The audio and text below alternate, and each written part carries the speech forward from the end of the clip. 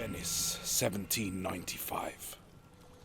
The night air, cooled by the languid waters of the canals, still holds a certain electricity, as if a sudden spark could set it off.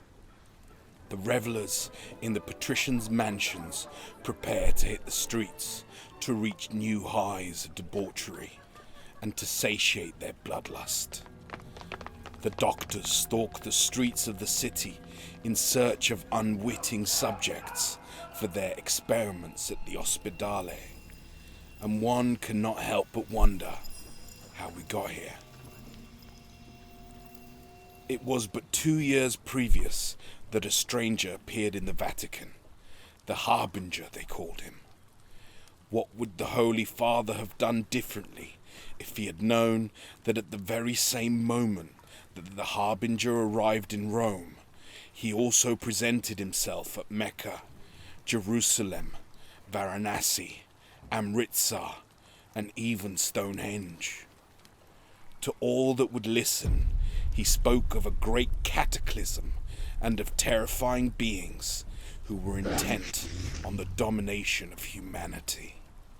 But he also offered to bring the secrets of magic to face this oncoming threat, something that the Holy See could not ignore. Imprisoned though he was, the Harbinger nevertheless gave his knowledge willingly, frustrating the more zealous members of the Inquisition, though going far beyond the understanding of even the most enlightened members of the clergy. Slowly, the practical descriptions they were given allowed the faithful to enact the miracles of the Heavenly Father, as they put it.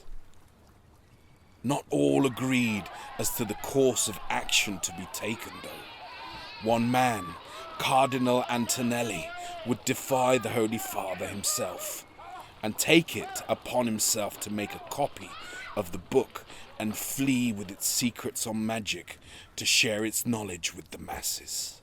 And not a moment too soon, as just a few days after his escape, the Harbinger lay on the cold stone floor of his cell, life draining from him. As he took his last breath on the eve of July 3rd, 1793, the world as we knew it ended. A great explosion bathed the Vatican in fire as a monstrous convulsion emanated from beneath the Mediterranean, tearing up shores and swallowing countless ships. It seemed as though the sky itself buckled like an unbroken steed, as terrifying dark clouds swathed the night sky while earthquakes ruptured the lands of Italy. Whole towns were swallowed as cliffs fell into raging waves and tidal swells engulfed shorelines. Lightning wreathed the heavens as the lifeblood flowed from the last beat of the Harbinger's heart. A flux of mystical energy poured from a breach in reality, torn across the sky just as the blade had slashed the messenger's throat. Eldritch energy rippled from southern Veneto to Florence. In Rome and the Vatican itself, a curtain of flames rained down, toppling the Colosseum and reducing the great dome of the Basilica of St. Peter to ruin. Italy was ripped asunder, with chains of fresh volcanoes bursting into life, as well as Etna and Vesuvius, destroyer of Herculaneum and Pompeii, exploding with a vehemence not seen in centuries, shredding what was left of southern Italy, which fell into the crashing seas. It was not Italy alone that was inundated by this disaster. Across the Mediterranean, from Valencia all the way to the Rock of Gibraltar, the Spanish coast was wiped away.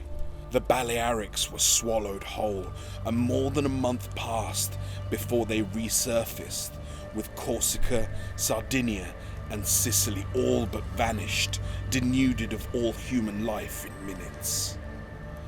The south coast of France and North Africa were also razed by the tempest, leaving Venice all but unscathed in the aftermath. Something none yet understood, but that is a tale for another time, one that will require much more wine. Suffice it to say, generations of Venetians that had lived and died amongst floods and turmoil were not daunted by the relatively small perturbations felt by the city.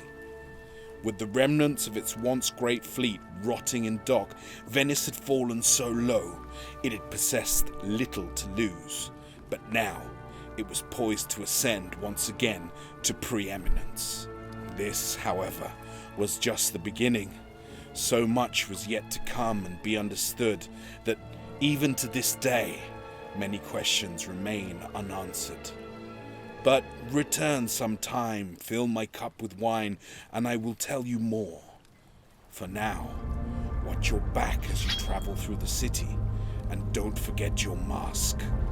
It's not safe for anyone.